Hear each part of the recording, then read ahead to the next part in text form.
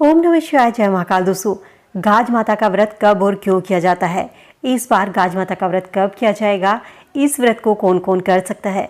गाज माता का डोरा कहाँ से लिया जाता है? व्रत की कथा क्या है? गाज माता का डोरा कब बांधा जाता है? कैसे खोला जाता है? गाज माता की व्रत कथा क्या है जिसके सुनने से व्रत पूर्ण होता है? और आज की इस वीडियो में हम सुनेंगे विनायक जी की चुटक बिनाई की कथा, जिसके बिना हिंदू व्रत त्योहार की कोई भी कथा अधूरी मानी जाती है। तो आइए जान लेते हैं गाज माता का व्रत विधि कथा क्या है। वीडियो में आगे बढ़ने से पहले दोस्तों, आपको एक छोटा सा काम करना है। वीडियो अगर पसंद आए तो वीडियो को फ्रेंड फैमिली के साथ में लाइक शेयर करना ना भूलें। भगवान शिव के भक्त हैं तो कमेंट सेक्शन में हर हर महादेव लिखते चलिए। दोस्तों, गाज माता का व्रत करने की कोई नियत तिथि नहीं होती। गाज माता का व्रत भादो माह के शुक्ल पक्ष की द्वितीय तिथि, अनंत चतुर्दशी या किसी भी शुभ दिन पर इसको किया जा सकता है। माना जाता है गाज का व्रत और पूजन करने से अन्न धन संतान की प्राप्ति होती है। साल 2023 में गाज माता का व्रत और पूजन 17 सितंबर रविवार के दिन भाद्रपद माह के किसी भी शुभ दिन या आप अपनी इच्छा अनुसार कर सकते हैं। इस दिन प्रातःकाल स्नान करके स्वच्छ वस्त्र धारण कीजिए और पूजा के लिए दीवार पर घर की जो बड़ी बहू होती है या पुत्रवती स्त्री गाज का चित्र बनाती है और इसमें एक भील भीलनी का बच्चा बनाया जाता है। भील भीलने के सिर पर टोकरियां बनाई जाती हैं। कुछ परिवारों में मिट्टी से गाज बनाकर उन पर जोड़ लगाए जाते हैं या कुछ परिवारों में कच्चे सूत के 3 धागे रखकर ही इनकी पूजा की जाती है या कहीं पर अपने कुल देवता या कुल देवी की पूजा की जाती है।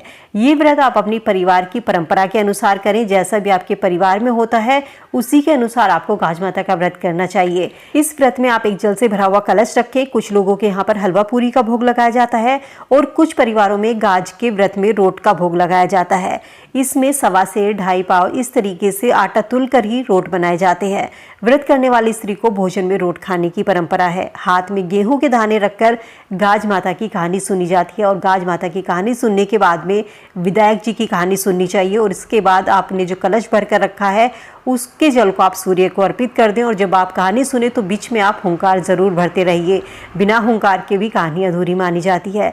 तो चलिए जान लेते हैं गाज माता की कहानी क्या है। पौराणिक कथा के अनुसार बहुत समय पहले भादो माह की अनंत चतुर्दशी के दिन इंद्रलोक की देव कन्या स्त्रियां धरती पर गाज की पूजन कर रही थी।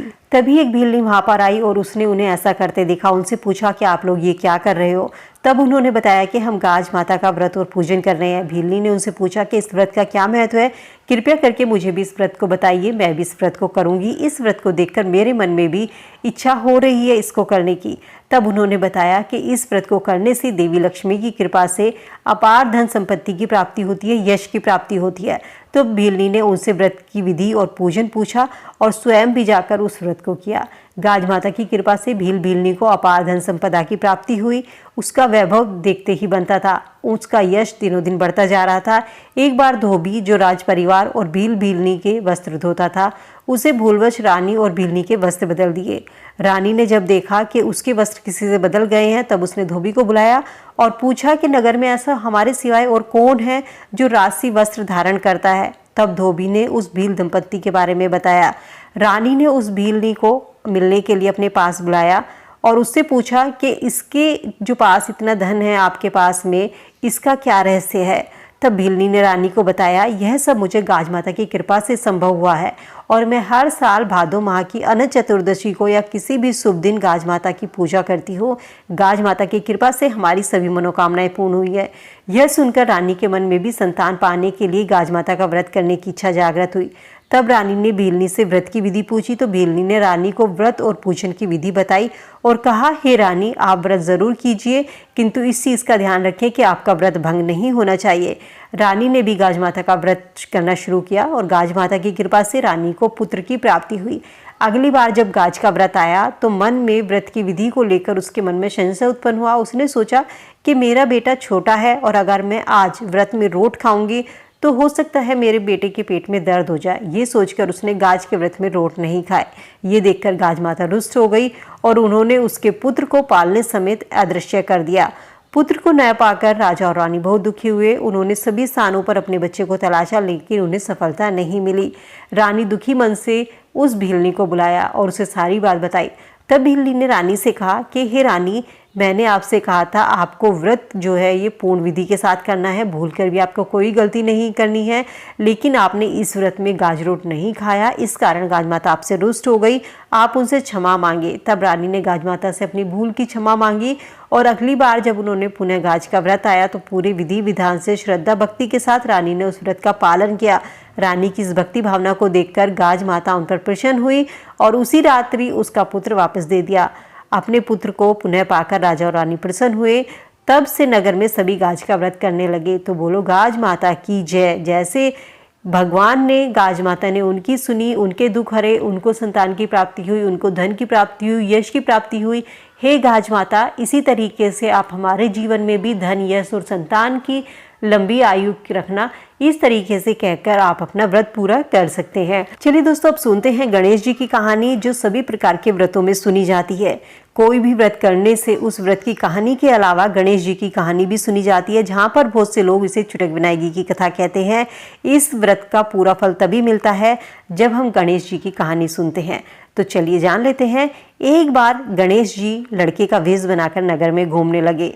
उन्होंने अपने साथ में चुटकी भर चावल और चुल्लू भर दूध लिया। दोस्तों, कथा को सुनते समय इस चीज का जरूर ध्यान रखें कि कथा के बीच में आपको हुंकार जरूर भरते रहना है। चुपचाप बैठकर कथा नहीं सुनी जाती। तो इसके बाद में गणेश जी ने अपने साथ में एक चुटकी भर चावल और चुल्लू भर दूध लिया और नगर में घूमते हुए निकल गए। जो भी मिलता उसी से कहते मेरी खीर बना दीजिए। बोलते माई मेरी खीर बना दो। तो सुनकर लोग हंसने लगते। सब कहते अरे एक चुटकी चावल लिया है, चुल्लू भर दूध लिया है, इसमें भला खीर कैसे बन सकती है। जब गणेश जी बहुत समय तक घूमते रहे मगर कोई भी खीर बनाने को तैयार नहीं हुआ।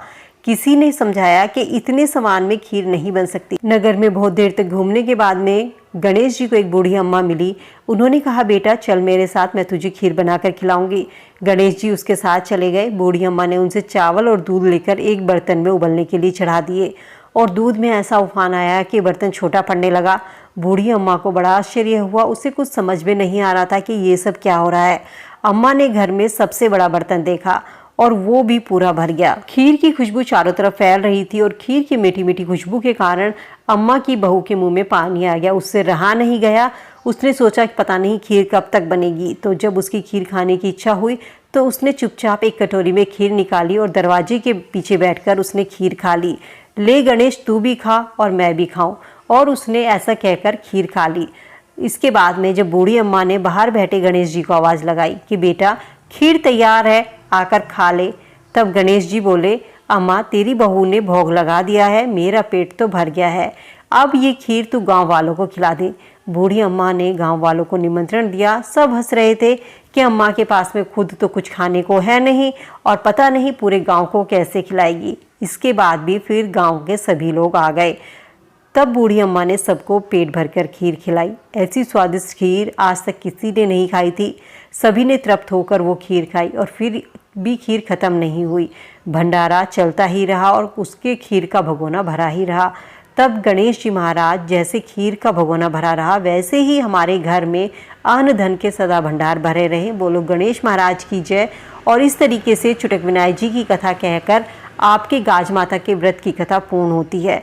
तो दोस्तों, आप भी इस अनंत चतुर्दशी या भाद माह की द्वितीय तिथि या कोई भी शुभ मुहूर्त देखकर गाज माता का व्रत कर सकते हैं। इस व्रत में जो डोरा लिया जाता है वो आपको बामनी दे सकती है या पड़ोस की कोई आपकी सखी सहेली महिला इस धागे को दे सकती है। 3 धागों का ये एक धागा होता है। इस धागे को किसी शुभ मुहूर्त में अनंत चतुर्दशी द्वितीय तिथि या कोई भी शुभ दिन हो उस दिन इस धागे को अपने आप हाथ की चूड़ी में, मंगलसूत्र में इसे बांध सकते हैं। और जब आपका गाज माता का व्रत पूरा होता है तो उस दिन कथा सुनकर, गणेश विनायक जी की कथा सुनने के बाद में इस डोरे को खोलकर भगवान सूर्य को जल अर्पित करते समय इस धागे को आप अर्पित कर सकते हैं। और कथा सुनते समय दोस्तों इस चीज़ का ज़रूर ध्यान रखें कि आपको हुंकार ज़रूर भरते रहना चाहिए। तो दोस्तों, यदि आप भी धन संपत्ति, अपने घर में यश बढ़ाना चाहते हैं, आपके संतान नहीं है, संतान की प्राप्ति चाहते हैं, तो आप भी इस व्रत को शुरू कर सकते हैं। ये व्रत बहुत ही अच्छा माना जाता है। घर में यश के लिए, सुख समृद्धि के लिए, धन वैभव के लिए, संतान प्राप्ति के लिए, संतान की लंबी आयु के लिए महिला इस व्रत को रखती है। लेकिन इस चीज़ का भी ध्यान रखा जाता है कि गाज रोट जो बनाया जाता है वो व्रत करने वाली महिलाओं को खाना होता है या उन्हें आप अपनी जो घर में स्त्रियां हैं पड़ोस में उनको दे सकती हैं। इस तरीके से ये व्रत पूरा किया जाता है। तो दोस्तों, उम्मीद करती हूँ वीडियो में दी गई जानकारी और ये कहानी आप सबके लिए महत्वपूर्ण होगी। कथा जो होती है अलग अलग होती है। कई तरीके की कथा हमें सुनने को मिलती है गाज माता की। तो आपको जो भी कथा हो वो आप सुन सकते हैं। आज की इस वीडियो में मैंने आपको एक कथा सुनाई है। कल की वीडियो में दूसरी में मैं आपको दूसरी गाज माता की कथा ज़रूर लेकर आऊँगी। तो चलिए वीडियो को लाइक शेयर करना ना भूलें। मिलती हूँ नई वीडियो में नई जानकारी के साथ। तब तक ओम नमः शिवाय, हर हर महादेव।